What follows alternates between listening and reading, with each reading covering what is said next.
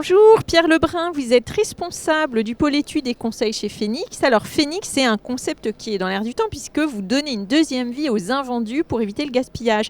Est-ce que vous pouvez nous expliquer un peu ce concept et comment fonctionne votre entreprise ? Oui, tout à fait. Alors Phoenix aide les professionnels, donc les commerçants, les grossistes, les industriels, les distributeurs à lutter contre le gaspillage, principalement à travers 4 canaux d'écoulement. On a une marketplace B2B qui permet en fait de faire comme un site de rencontre, de faire rencontrer l'offre et la demande des invendus et de faciliter le don aux associations. Alors l'offre, c'est ces entreprises que vous mentionnez et la demande, c'est qui ? Et la demande, c'est les associations d'aide alimentaire qui vont ensuite redistribuer ces invendus à leurs bénéficiaires. Donc ça, c'est le premier canal d'écoulement. Le deuxième canal d'écoulement, c'est une application qui s'appelle Phoenix, qui a déjà convaincu plus d'1 million de citoyens à agir concrètement. Donc là, des particuliers plutôt. Voilà, des particuliers. Donc là, on est dans le B2C.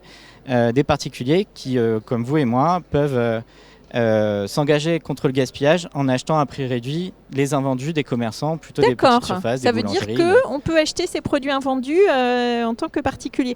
Alors vous dites, ça me semble énorme, qu'un tiers de ce qu'on produit est produit pour rien. Qu'est-ce que vous voulez dire par là ?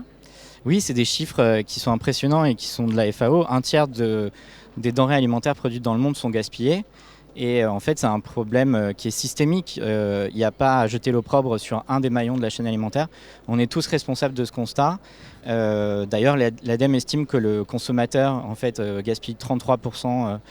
Donc est responsable de 33%. On parle de gaspillage alimentaire, hein, on est d'accord ? Oui, là-dessus on parle de gaspillage alimentaire. Ça, c'est à l'échelle du monde ? Il y a des pays qui sont plus gaspilleurs que d'autres ? Alors, évidemment, c'est un problème qui est surtout un problème de riches. Et donc on retrouve beaucoup de ces constats dans nos sociétés actuelles. Mais en tout cas, ça concerne l'ensemble des pays dans le monde. Voilà. C'est un chiffre énorme. Voilà, exactement. Alors, comment est-ce que vous faites pour trouver des nouvelles idées pour justement lutter contre ce gaspillage ? Parce que l'idée est séduisante, mais maintenant, il faut que vous trouviez des façons de faire. Oui, tout à fait. En fait, on est une entreprise, une start-up qui a été créée en 2014 et qui a eu cesse de développer des nouvelles idées, des nouvelles opportunités pour adresser en fait les différents types de gaspillage qu'on va retrouver. Pour prendre un exemple, l'application qu'on a créée, elle s'adresse directement aux petits commerces qui ont des petits volumes d'invendus et qui peuvent faire à vous là partout sur le territoire français.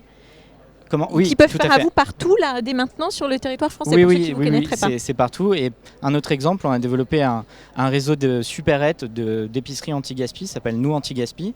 Et là, en fait, on va pouvoir répondre aux problématiques des industriels et on va pouvoir écouler des fruits et légumes moches, des œufs qui sont un peu trop lourds ou un peu trop, qui font pas les 50 grammes du cahier des charges, des produits où le suremballage a un petit problème. D'accord, ou avec un calibrage pas habituel. Voilà. Donc là, effectivement, c'est une autre échelle et ça veut dire que physiquement, vous allez développer un réseau de magasins qui vendent ces stocks d'industriels. C'est déjà en place ou c'est un projet ? Pour l'instant, il y a 9 magasins qui sont présents en France. Dans quelle région en particulier ? Principalement dans l'ouest de la France, mais on a aussi un magasin sur Paris. Et puis voilà, ça va se développer. On a pour ambition de développer un réseau de 20 magasins d'ici à la fin de l'année. Et ces magasins s'appellent aussi Phoenix ? Ça s'appelle Nous Anti-Gaspi.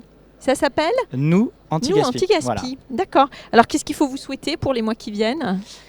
Nous souhaiter du courage et puis de continuer justement à être dans cet esprit d'initiative, d'audace, de créer des nouvelles solutions pour répondre aux problématiques. On souhaite longue vie à ce projet. Merci beaucoup Pierre Lebrun. Merci beaucoup. Au revoir.